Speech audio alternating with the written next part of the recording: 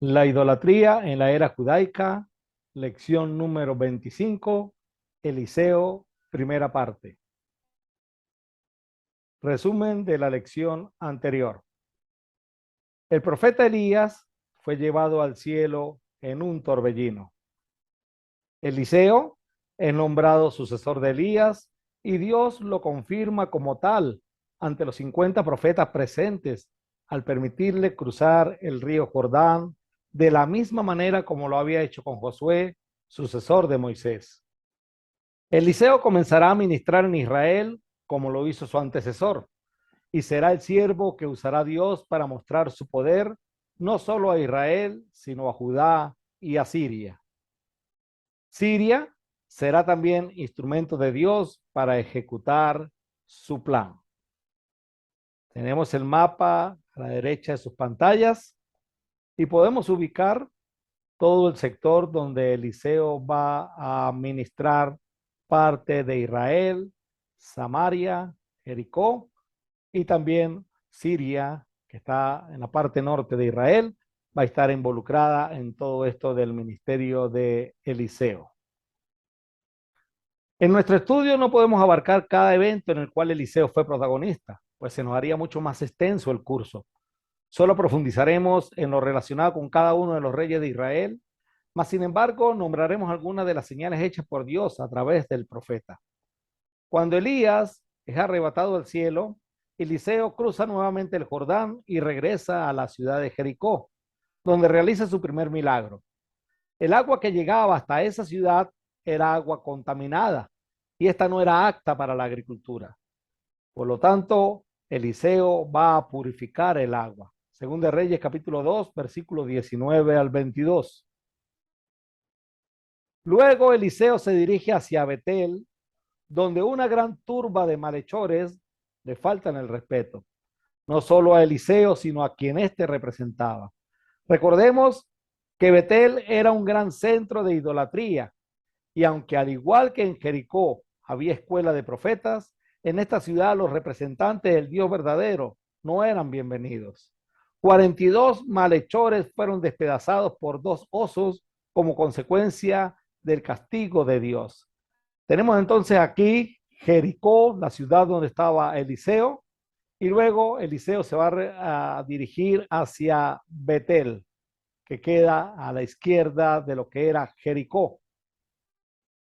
De Betel se fue hasta el monte Carmelo. Y aquí tengo, si ven el cursor en la pantalla, el monte Carmelo, perdón, quedaba al norte de Samaria. De Betel se fue hasta el monte Carmelo y luego regresó a Samaria. Los reyes que gobernaron durante el ministerio de Eliseo, que fue más o menos entre el 882 a.C. al 842. Aproximadamente 40 años duró el ministerio de Eliseo. Los reyes que reinaron por Israel fueron Jorán, del 899 al 888, Jehú, del 889 al 862, Joacás, del 861 al 844, y Joás del 846 al 831, al menos en sus primeros años.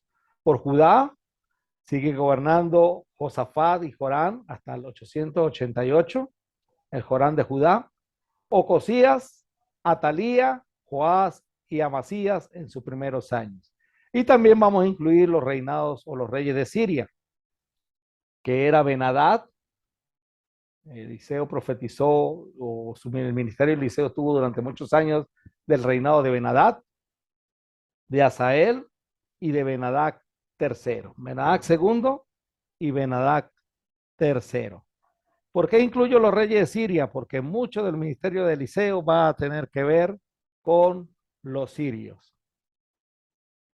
El ministerio de Eliseo duró aproximadamente 40 años, más los 10 años de entrenamiento con Elías. O sea, 40 y 10 años de entrenamiento, 50 años.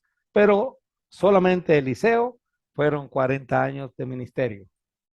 Durante su ministerio sucedieron varios eventos relacionados con los sirios, como dije anteriormente. En el transcurso de su ministerio observamos cómo se va a cumplir el plan de Dios encomendado a Elías.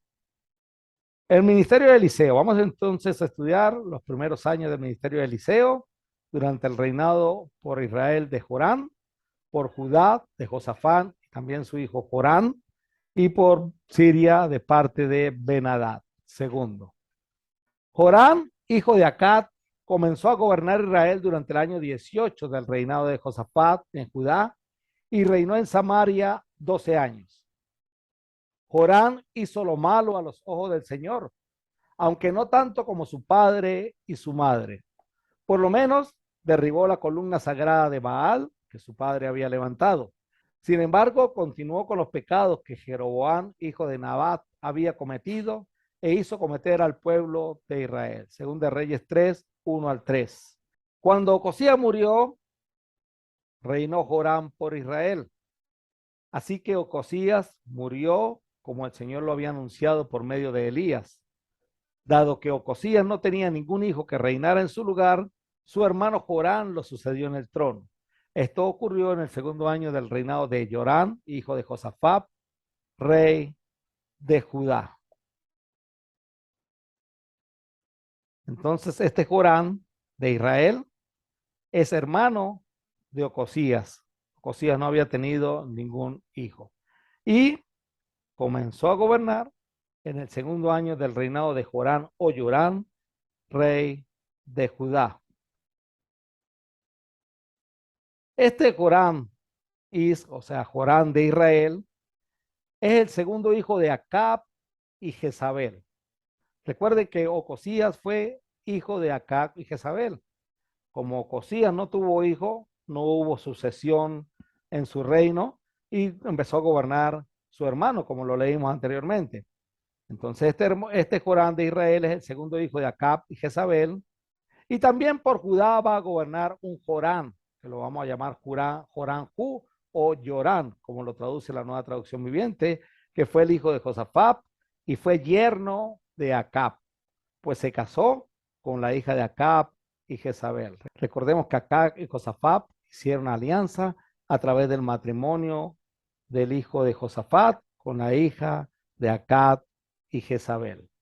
Este hijo de Josafat resultó ser Jorán, yerno de Acab. Yorán o Jurán de Judá estaba ya en su segundo año de reinado cuando comenzó a gobernar por el reino del norte el Jorán de Israel. No debemos confundir los nombres. Justamente les tocó a estos dos con el mismo nombre gobernar casi que en paralelo Judá e Israel, y ambos terminaron su reinado en el mismo año, en el 888. Yorán, el rey de Judá, vamos a identificar como Yorán mejor, gobernó sus primeros años en paralelo con el rey Josafat. Y esto también es digno de comentarlo. No fue que Jorán o Yorán, el rey de Judá, comenzó a gobernar cuando murió Josafat. No. Antes de morir Josafat, unos años antes de morir Josafat, ya Jorán era también rey de Judá.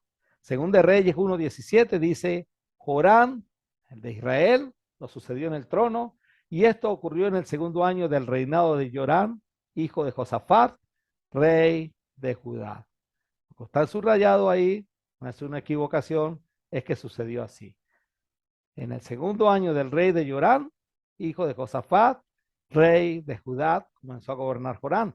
Y Jorán, hijo de Acab, comenzó a gobernar Israel durante el año 18 del reinado de Josafat en Judá y reinó en Samaria 12 años.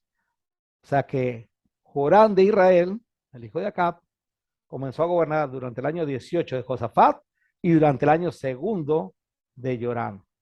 Por lo que Jorán de Judá y Josafat fueron reyes de Judá en paralelo. O sea, hubo un tiempo en que en Judá hubo dos reyes, padre e hijo, gobernando. En estos dos versos podemos observar que el Jorán de Israel comenzó a gobernar en vida de los dos reyes de Judá, Josafat y su hijo Jorán. No nos confundamos con los nombres. Acab había puesto una imagen dedicada a Baal en el templo que construyó para esa deidad pagana. Eso está en Primera Reyes 16:32 y lo estudiamos en la lección correspondiente a Acab. El Jorán, hijo de Acab, o sea, el Jorán de Israel, quitó esa imagen. Por lo menos, dice la Biblia, derribó la columna sagrada de Baal que su padre había levantado, según 2 Reyes 3:2, pero no la destruyó. Más adelante veremos que es Jehú el que lo hace, en 2 Reyes 10:27. Sigue diciendo la palabra de Dios que este Jorán continuó con los pecados que Jeroboam, hijo de Nabat, había cometido e hizo cometer al pueblo de Israel, según de Reyes 3:3. En otras palabras, Jorán, el de Israel, todavía animaba a sus súbditos a postrarse ante los becerros de oro que Jeroboam había erigido en Betel y en Dan. Eso lo estudiamos y está en Primera de Reyes capítulo 12, versículos 26 al 33 y Primera de Reyes 13:33. Le convenía políticamente hacerlo de esa manera. Mesa, rey de Moab, se dedicaba a la cría de ovejas. Este acostumbraba pagar al rey de Israel un tributo anual de 100,000 corderos y la lana de 100,000 carneros.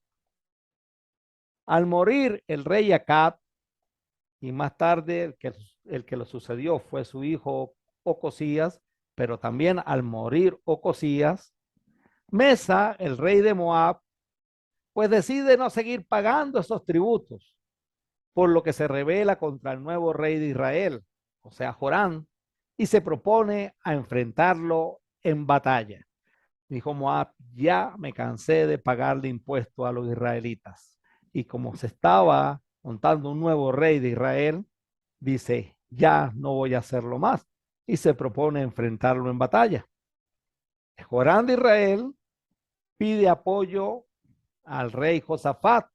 Recordemos que Josafat en estos años gobernaba en paralelo con Jorán, quien decide ayudarlo junto al rey de Edom. Los tres ejércitos dieron un rodeo a través del desierto durante 7 días, pero no había agua para los hombres ni para los animales, según de Reyes capítulo 3, versículo 9. Aquí es donde entra en acción el profeta Eliseo, a quien estos decidieron llamar para consultar a Jehová, y por respeto a Josafat, Eliseo decide asistir. Fíjense que por respeto al rey de Judá, ni siquiera por respeto al rey de Israel, de donde era Eliseo. Recordemos que Eliseo también era de la parte del territorio de Samaria. Ahora tráiganme a alguien que sepa tocar el arpa. Mientras tocaban el arpa, el poder del Señor vino sobre Eliseo, quien dijo, esto dice el Señor, este valle seco se llenará de lagunas. Ustedes no verán viento ni lluvia, dice el Señor, pero este valle se llenará de agua. Habrá suficiente para ustedes, para su ganado y para los demás animales. Pero eso es algo muy sencillo para el Señor, porque Él les dará la victoria sobre el ejército de Moab. Según de Reyes 3:15 al 18. Dios obra un milagro a favor de estos tres reyes. Y por medio del agua que les dio para saciar a su ejército y el reflejo del sol de la mañana en ella, hace que el ejército moabita sea confundido. Y pensando estos que los tres ejércitos se habían atacado entre sí, deciden acercarse confiadamente al campamento israelita, quienes lo atacan y derrotan. Consecuentemente acaban con las ciudades de Moab y hacen que el rey moabita termine sacrificando a su hijo mayor, el sucesor al trono. Esta historia usted la puede conseguir en 2 Reyes capítulo 3. Durante el reinado de Josafat, también Judá tuvo guerra contra Moab y Amón, la cual ya estudiamos en lecciones pasadas. Pero Dios no solo ayudó por medio de Eliseo a los reyes de Judá, Israel y Edom, sino que también nos va a enseñar que tiene misericordia de los necesitados. Cierto día, la viuda de un miembro del grupo de profetas fue a ver a Eliseo y clamó, mi esposo quien te servía ha muerto Y tú sabes cuánto él temía al Señor.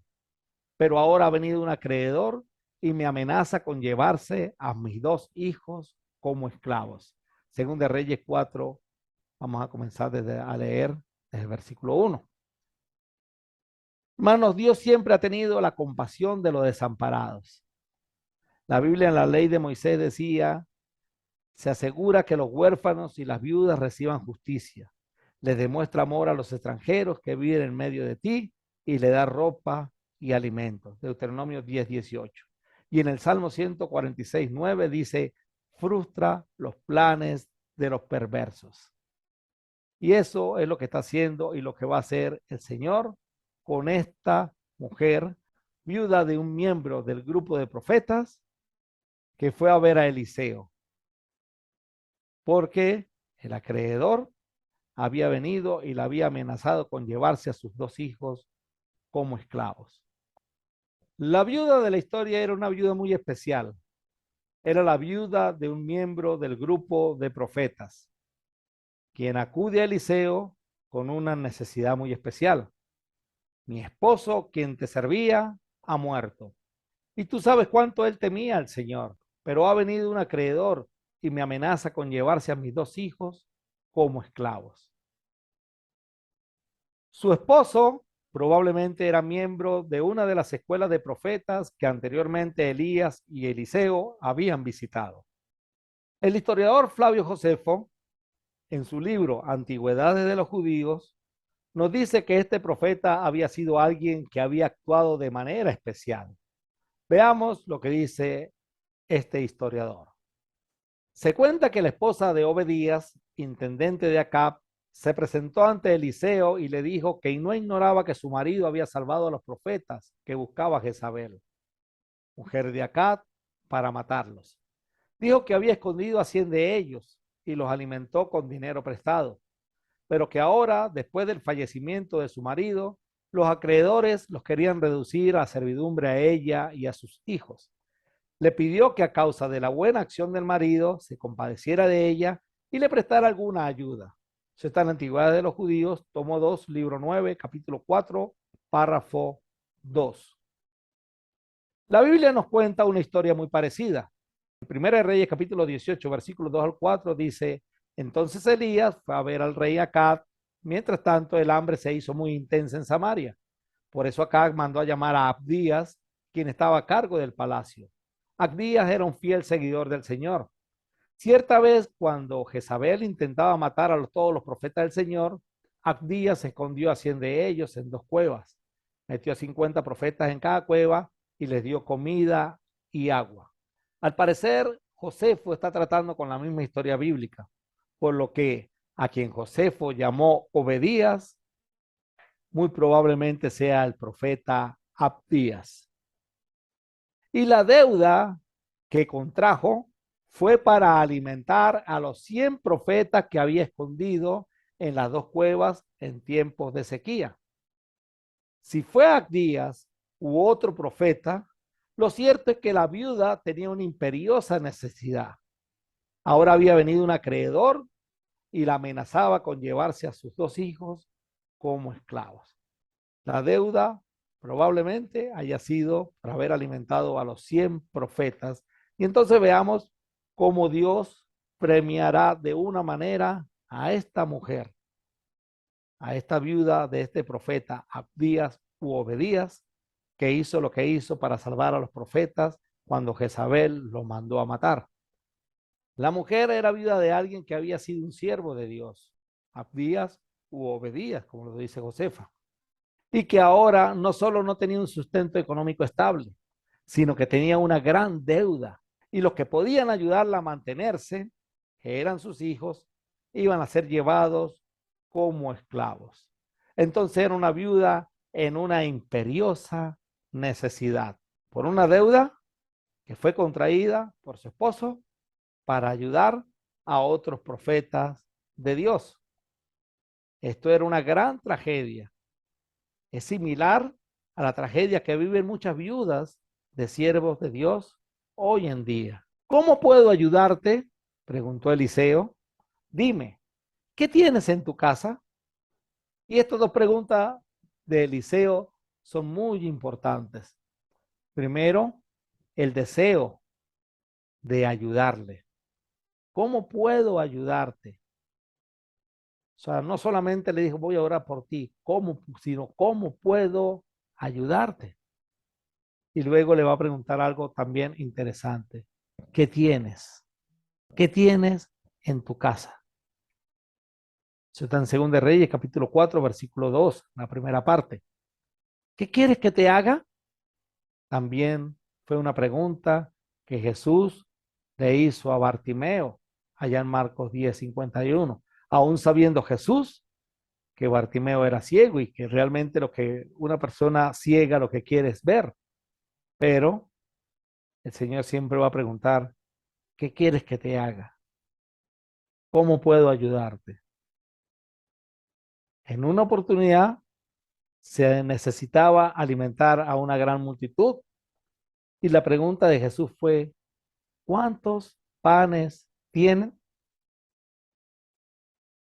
Y como esos, vamos a tener muchos ejemplos más.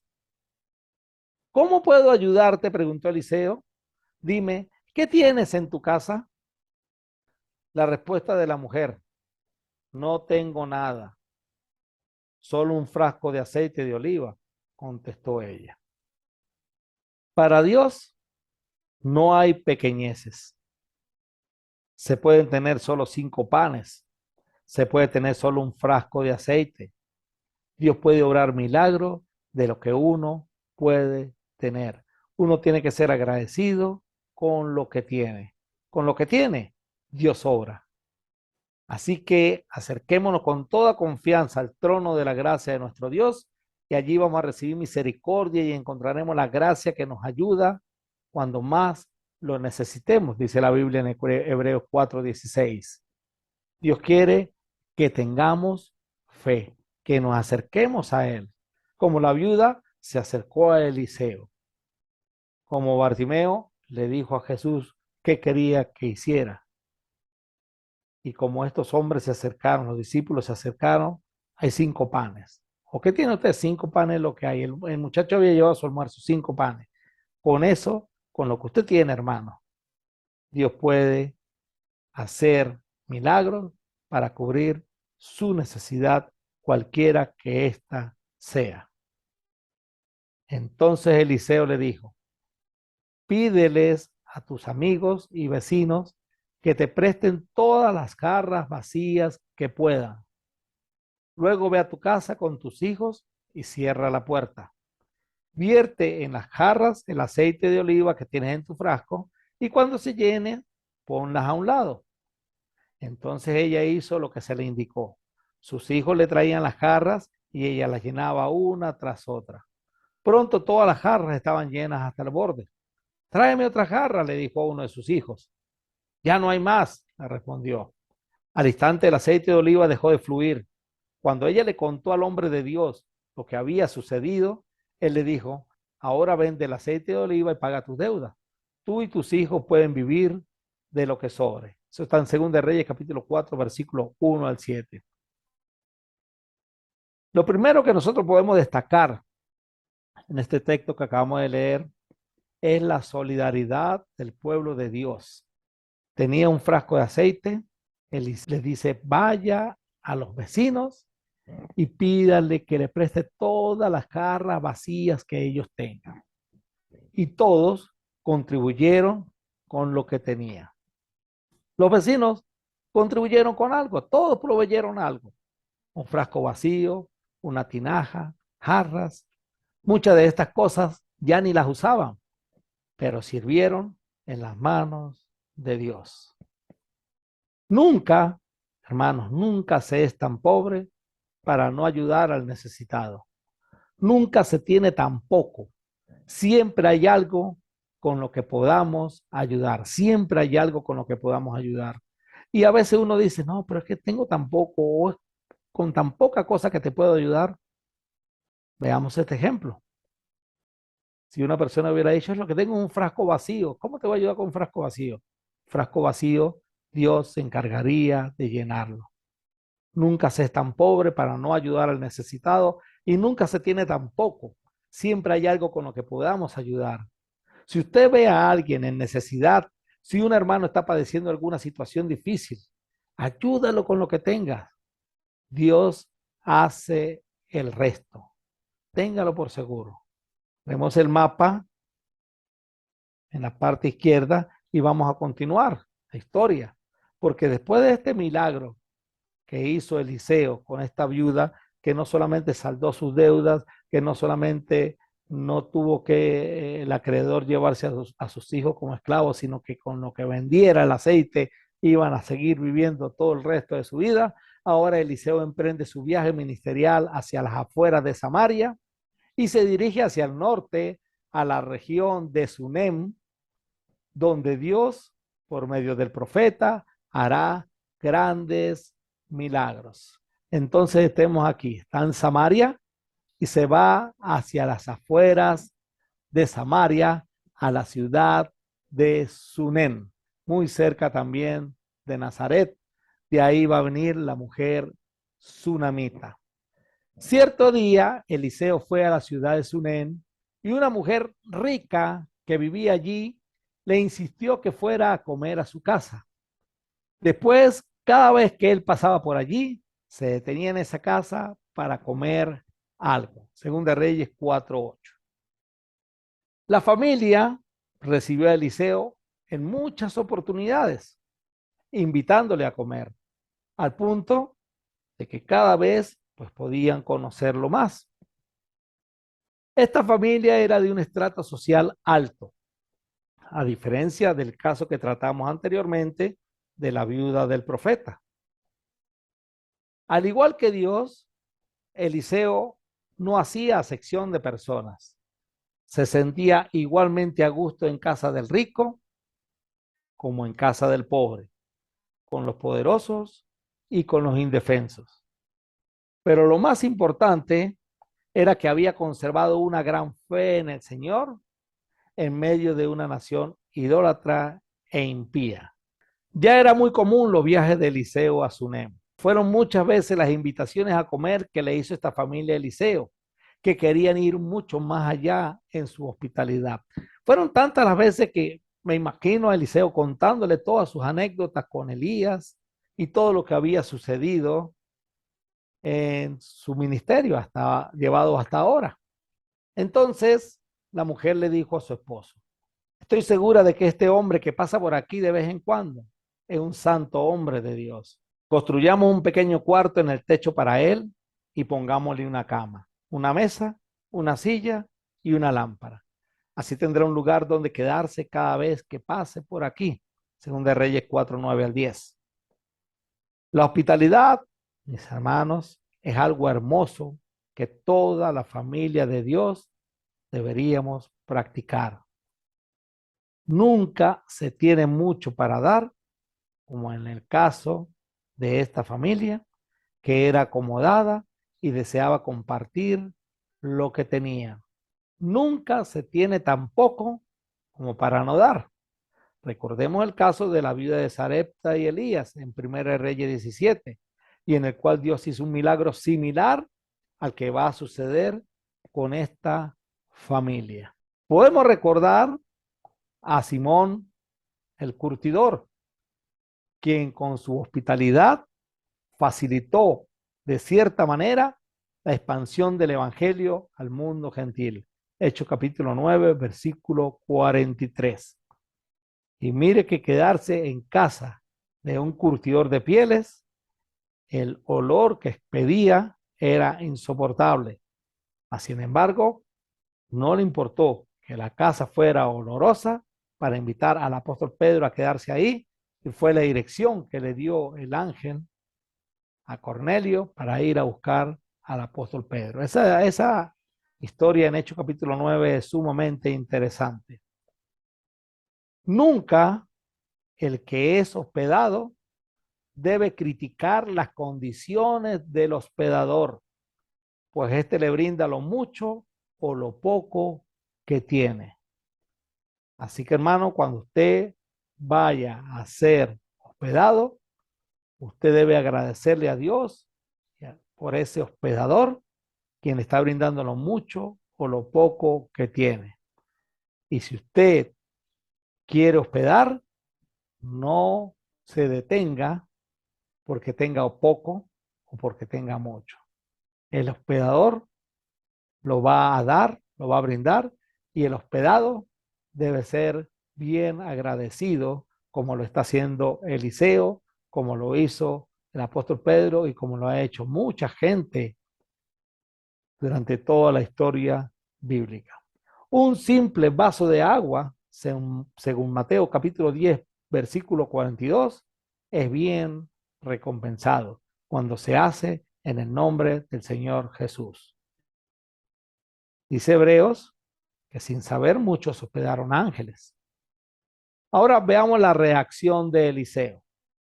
Cierto día, Eliseo regresó a Sunem y subió a ese cuarto, el que le había preparado la mujer sunamita, para descansar.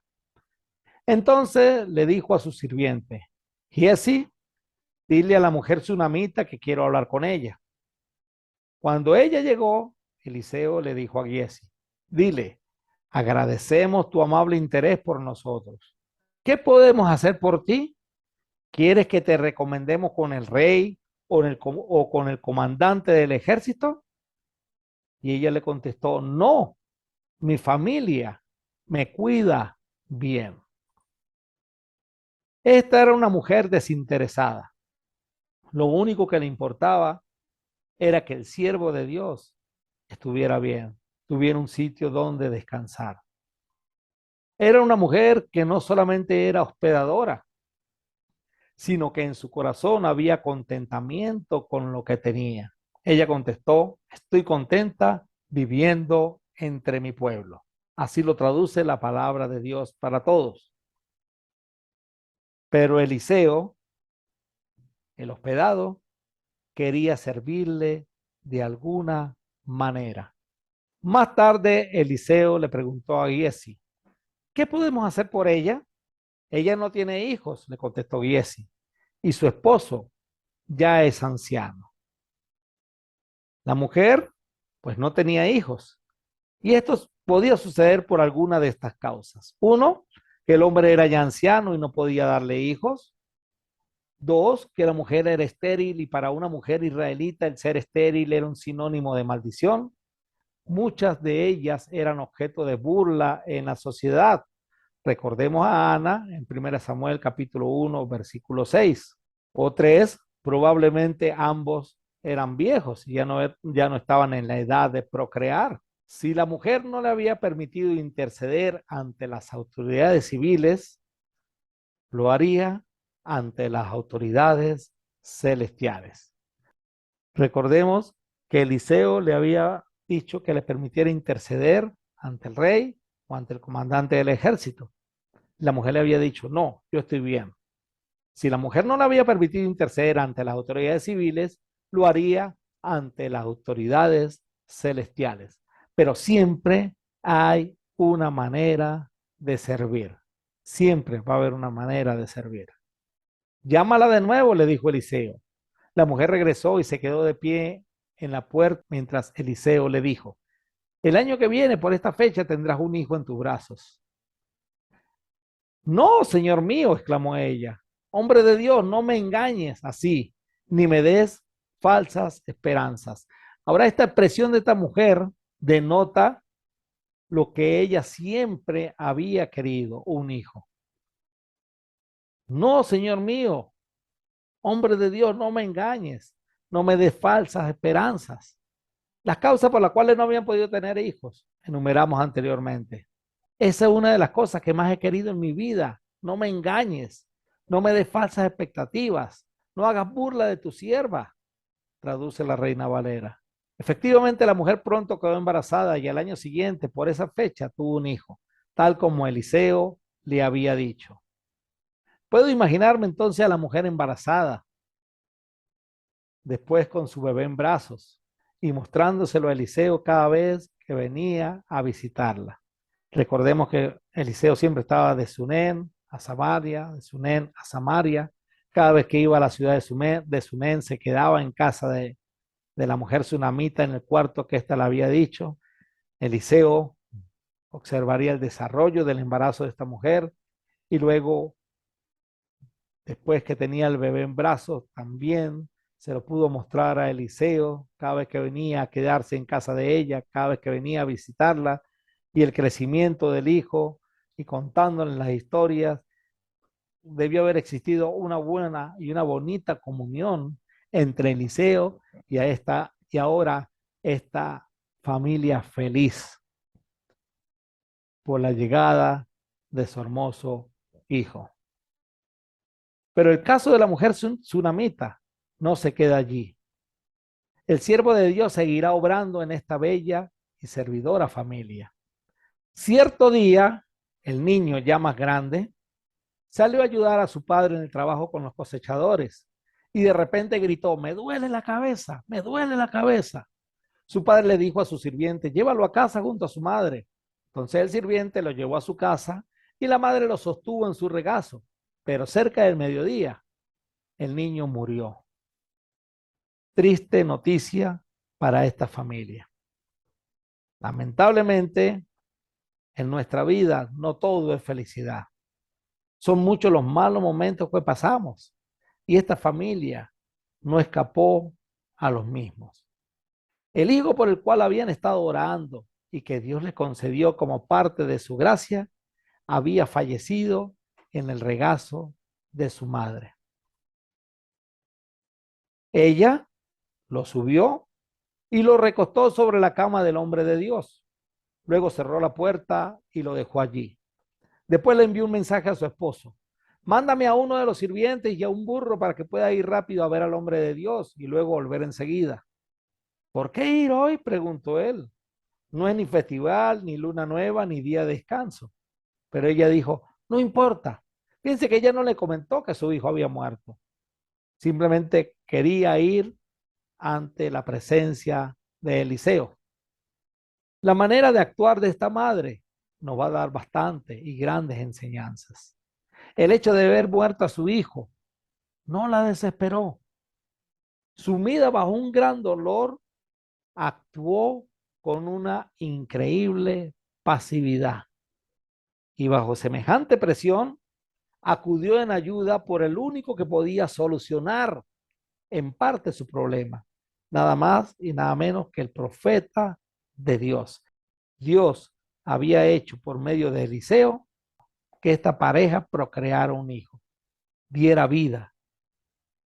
Ahora voy a acudir a aquel que puede seguir dando vida al Señor por medio de su profeta.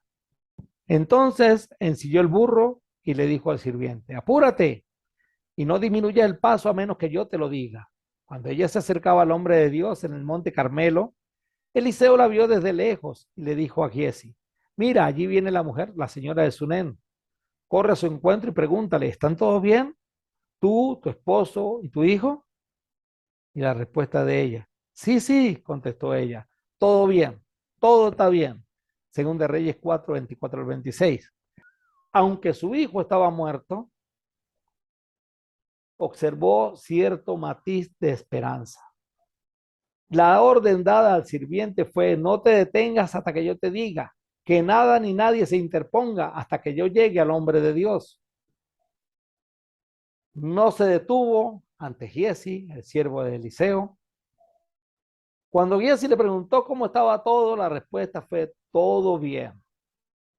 ¿Realmente estaba todo bien? Claramente no.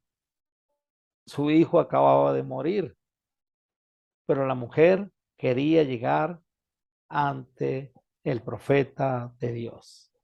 La única que sabía que su hijo estaba muerto era ella, ni su esposo, ni su criado, y tampoco se lo quiso decir a Giesi, el siervo de Eliseo. Es interesante preguntarnos la razón de su respuesta. Ella dijo que todo estaba bien porque tenía una gran fe y confiaba en que Dios respondería a sus clamores cuando se los presentara al profeta, porque había escuchado el caso de Elías con el hijo de la viuda de Sarepta. Pudo habérselo contado Eliseo en una de esas tantas veces que comieron juntos. Eso o cualquier otra cosa que pudiéramos decir, no son más que conjeturas. Pero lo cierto es que esta mujer quería llegar ante el profeta de Dios y exponerle su caso. Quería entrar confiadamente ante el trono de la gracia de Dios, cosa que podemos hacer nosotros hoy día por medio de Jesucristo. Esta pasividad, esta esperanza de la mujer es una gran lección para todos nosotros a imitar. No puede haber algo peor que la muerte de un hijo. Y sin embargo, ella, con mucha tranquilidad, quería acercarse ante el trono de la gracia de Dios, en este caso representado por el profeta Eliseo. En nuestro caso, por nuestro Señor Jesucristo. Sin embargo, cuando ella se encontró con el hombre de Dios en la montaña, se postró en el suelo delante de él y se agarró de sus pies. Y así comenzó a apartarla, pero el hombre de Dios dijo, déjala, está muy angustiada. Pero el Señor no me ha dicho qué le pasa. Qué interesante esta situación. Ahora sí, cuando llegó a la presencia de Eliseo, se derramó. Su angustia la presentó ante Eliseo. Toda su angustia, toda su ansiedad, todo su estrés, toda su pena, la derramó ante el hombre que podía consolarla. La mujer no había hablado aún, pero su manifestación física habló por ella. Caer a los pies era señal de humildad y dependencia. Agarrarse de los pies añadía la intimidad del contacto al gesto. Por eso la actitud de Giesi en querer separarla. Eliseo reconoce la angustia de esta mujer. Entonces ella dijo, ¿acaso yo te pedí un hijo, Señor mío? ¿Acaso no te dije no me engañes ni me des falsas esperanzas? Las palabras de la mujer reflejan su gran angustia. En muchísimas ocasiones los que hemos estado abrumados por la tristeza y la angustia, actuamos de manera extremista e ilógica en nuestros arrebatos. De manera similar actuó la viuda de Sarepta. Recordemos, entonces ella le dijo a Elías, ay, hombre de Dios, ¿qué me ha hecho usted? ¿Ha venido aquí para señalarme mis pecados y matar a mi hijo? Primera Reyes 17:18. Y recordemos que la viuda de Sarepta, antes de la llegada de Elías, estaba planificando echarse a morir con su hijo. Primera Reyes 17:12. Entonces, en muchísimas ocasiones, el hecho de estar abrumados por la tristeza y la angustia hace que actuemos de manera extremista y de manera ilógica en nuestros arrebatos. Y aún así, Dios nos entiende, Dios nos comprende. A veces no entendemos el actuar de Dios y tal como la mujer cuestionamos este actuar. La mujer le dijo, ¿acaso yo te pedí un hijo, Señor mío? ¿Acaso no te dije no me engañes ni me des falsas esperanzas? La viuda de Sarepta, comentado anteriormente, había dispuesto a hacer su última comida con su hijo y echarse a morir. Luego le dice a Elías que por qué lo mató si ellos estaban dispuestos ya a morir. Y aunque suena ofensiva esta forma de actuar ante Dios, o como este caso, ante el profeta de Dios, este no se ofendió y Dios tampoco se ofende, porque Dios a nosotros nos entiende, nos comprende, pero también nos dice, calma, que todo está bajo mi control. Recordemos que Dios mira desde arriba, nosotros miramos de frente, Dios ve el futuro, nosotros vemos solamente hasta donde podemos observar en el presente, en el tiempo actual que estemos viviendo. Debemos aprender de la actitud de Cristo en momentos de angustia. Recordemos Lucas 22, 41 al 44. Jesús en el monte Getsemaní, angustiado, pero Señor, no se haga mi voluntad, sino la tuya. Y Dios mandó un ángel a fortalecerle. Dios nunca nos dejará solos en cualquier angustia o en cualquier situación que podamos vivir. Pero la actitud humilde de Cristo, tan distinta a la de esta mujer o la viuda de Sarepta o la de tanto de nosotros es la que debemos aprender a tener. Enseguida Eliseo le dijo a Giesi, prepárate para salir de viaje, toma mi vara y vete. No hables con nadie en el camino. Ve rápido y pon la vara sobre el rostro del niño. Pero la madre del niño le dijo, tan cierto como que el Señor vive y que usted vive, yo no regresaré a mi casa, a menos que usted venga conmigo. Así que Eliseo volvió con ella. Giesi se adelantó apresuradamente y puso la vara sobre el rostro del niño, pero no pasó nada. No daba señales de vida. Entonces regresó a encontrarse con Eliseo y le dijo, el niño sigue muerto. La tsunamita deseaba que fuera Eliseo quien se encargara personalmente de su situación. No era la vara, no era el manto, no era la sal echada en el río, no era ningún rito, era el poder de Dios obrando en cada caso. En efecto, cuando Eliseo llegó, el niño estaba muerto, acostado en la cama del profeta. Eliseo entró solo, cerró la puerta tras sí y oró al Señor. Hermanos, puedo imaginarme a Eliseo frente al cadáver del niño, preguntándose, ¿y ahora qué hago? ¿Y ahora qué hago? ¿Cómo consuelo a esta mujer? ¿Cómo le digo que el hijo que Dios le concedió también se lo quitó? ¿Qué quiere Dios con todo esto? Eran las interrogantes de Eliseo. ¿Pensaría Eliseo en ese momento en una resurrección? E hizo lo que todos debemos hacer en todo momento. Orar al Señor, pedir su guía, pedir su dirección. La oración tuvo su respuesta. De alguna manera, Dios le respondió lo que debía hacer. Eliseo no tenía un manual cuya portada dijera manual para resucitar muertos. Eliseo probablemente escuchó de boca de Elías su experiencia con el hijo de la viuda de Sarepta. Y algunas de las cosas que hizo, las hizo tal y como Elías lo había hecho.